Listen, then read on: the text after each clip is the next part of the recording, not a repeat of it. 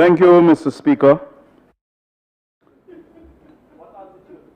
Mr. Speaker, in keeping with my responsibilities as a parliamentarian representing the PRL, I will stand in this honorable House and make a presentation befitting the moment.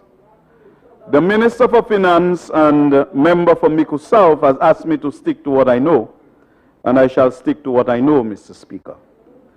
Mr. Speaker, the resolution that the Minister for Finance has placed before this House reads as follows.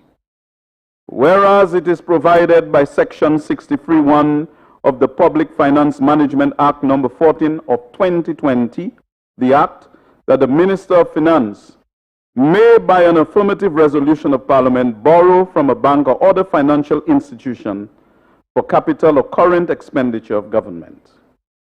Be it resolved that Parliament authorizes the Minister of Finance to borrow from commercial banks sums not exceeding $85 million as follows. And it listed the banks with the respective amounts. Mr. Speaker, I believe that this may be the first loan resolution that the Minister for Finance is requesting to be approved under the Public Finance Management Act number 14 of 2020. The act which was approved by Parliament at its last sitting. Mr. Speaker, I believe that this loan resolution would have been approved under Section 38 of the Repeal Finance Administration Act, Cap 1501, which states, 38(1). The Minister may, by resolution of Parliament, borrow money from a bank or other financial institution by means of advances to an amount not exceeding in the aggregate the sum specified for that purpose in the resolution to meet current requirements, and such resolution shall not have effect for any period exceeding 6 months.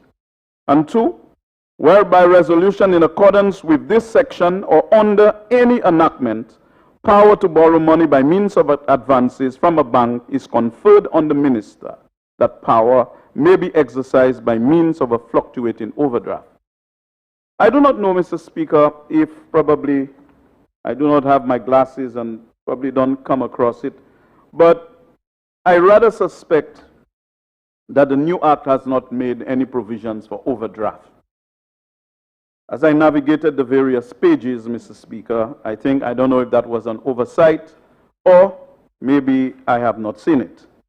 Mr. Speaker, we are now operating under a new Public Finance Management Act, and we need to examine this resolution within the context of this new act. The new act, Mr. Speaker, places greater responsibilities on the Minister for Finance for reporting on the execution of the budget and the fiscal policy of the government. Mr. Speaker, the resolution refers to Section 63(1) of the Public Finance Management Act, which states that the minister may, by affirmative resolution of Parliament, borrow from a bank or other financial institution for any of the following purposes. A, the capital or current expenditure of government. B, the purchase of securities issued by a government agency. And C, on lending to a statutory body or public corporation. Mr. Speaker, the resolution states that the borrowing is for capital or current expenditure of government. In the now repealed Finance Administration Act, Cap 1501 of the revised laws of St. Lucia, the borrowing of funds from the commercial banks was restricted to current requirements and was given a fixed time period of 6 months. The new act allows the borrowing to be used for both capital and current expenditure, thus giving the Minister for Finance added flexibility in how he chooses to use the funds. In the absence of full transparency and reporting to this Honorable House, we will not know how the Minister of Finance will use this money. But I am encouraged that this new act requires the Minister of Finance to make fiscal statements to the House, a matter which I will address later in my presentation. I now wish to turn my attention to the newly minted Public Finance Management Act. Now, Mr. Speaker, I wish to point out that the Public Finance Management Act number 14 of 2020 has set out new parameters for borrowing by the government. In fact, Mr. Speaker, Section 62 of the Act states as follows. 62.1, subject to this Act, and in accordance with any other enactment, the minister may, within the annual limit approved by Parliament, borrow money on behalf of the government and in a form and from a domestic or external source and for fiscal purpose on terms and conditions to be agreed with a creditor. And 2, the minister shall, and I want to emphasize the word shall, by an affirmative resolution of Parliament, establish a ceiling on the aggregate amount of annual borrowings and stock of debt in the public sector. Mr. Speaker, according to Section 3 of the Act, this Act binds the Crown, and therefore the government functionaries must comply with the provisions of this Act. It is clear, Section 62. I must quote from the Act, and I must read it. I would not memorize the Act. It is clear from Section 62(2) that there must be a ceiling on the aggregate amount of annual borrowings and stock of debt in the public sector, which shall be by an affirmative resolution of Parliament. It is also abundantly clear, Mr. Speaker, that all borrowings to be undertaken by the Minister of Finance must be within the context of the ceiling established by Parliament on the aggregate amount of annual borrowings and stock of debt in the public sector. Mr. Speaker, now that this Act is in force, the Minister of Finance must ensure he complies with all the provisions of the Act. I believe, Mr. Speaker, that the Minister of Finance has put the cart before the horse. It is my view that the first order of business for the Minister of Finance was to establish the aggregate ceiling for borrowing by way of an affirmative resolution of Parliament. Mr. Speaker, this has not been done, and therefore, in what context is Parliament being asked to approve this resolution? The aggregate ceiling has not been established. And I have complained many times before in this House, Mr. Speaker, that borrowings have taken place outside of the context of the budget that was presented. And there has been no explanation, no credible presentation in this House to explain what is happening, like the Minister for Finance is implementing an entirely new budget, not the one that was approved. And therefore, we must come to this House on behalf of the people that we represent and ask relevant questions. Mr. Speaker, this Act clearly gives parameters within which the Minister of Finance operates, and therefore he needs to comply with these parameters. Now I know, Mr. Speaker, the Minister of Finance may use in his defense that the Act was only passed recently. I do not, however, think, Mr. Speaker, this is a valid reason for not receiving from Parliament approval for an aggregate ceiling for borrowing and for public sector debt. In fact, it should be easier for him to do so, given that the financial year is coming to an end on March 31st, 2021. Mr. Speaker, a second and related point I wish to make is that all borrowings takes place within a macroeconomic and fiscal policy framework established by the government. A point I have repeatedly made in this House, Mr. Speaker, to the Minister of Finance needs to submit a report to Parliament on the performance of the budget in terms of revenue and current and capital expenditure. A point, Mr. Speaker, that the Minister of Finance has repeatedly ignored. But that's his prerogative. Although I noted in the last sitting, he attempted to provide a report on the minister's statements. He gave a little thing, and this morning I heard him all over the place. But this is not what we are talking about. We are not talking about this amoeba which has no definite shape and form. We are talking about something substantial to this Parliament so that we can give careful and sensible treatment to it. I note, Mr. Speaker, that Section 27 of the Public Finance Management Act provides for the Minister of Finance to make a fiscal policy statement. This section states as follows, 27(1), the Minister shall issue a fiscal policy statement no later than the end of the first 6 months of each financial year.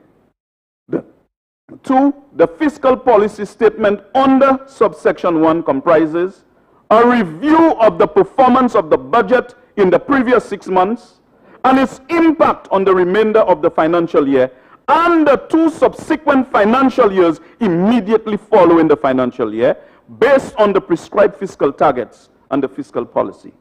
B, a statement on the changes to the economy from the previous review and reasons for the change. C, a statement on the fiscal risk to the economy and public debt. I want to particularly emphasize this statement as it relates to public debt, and specifically the resolution to borrow money we are considering now, Mr. Speaker. D, a statement on the impact of the change on the economy in the coming 6 months of the financial year and 2 subsequent financial years immediately following the financial year. E, a statement to identify fiscal risk and the proposed policy to address fiscal risk and public debt for the remainder of the financial year and the 2 subsequent financial years immediately following the financial year. F, a macroeconomic forecast. And G, a statement of the annual programs that are intended to present investment projects for implementation in the public sector.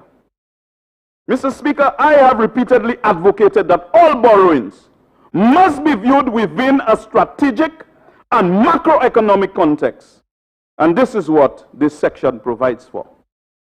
The government has, however, Mr. Speaker, continued to adopt a boutique approach to borrowing, coming to Parliament at almost every sitting requesting more and more and more borrowings, but not within any sound macroeconomic framework.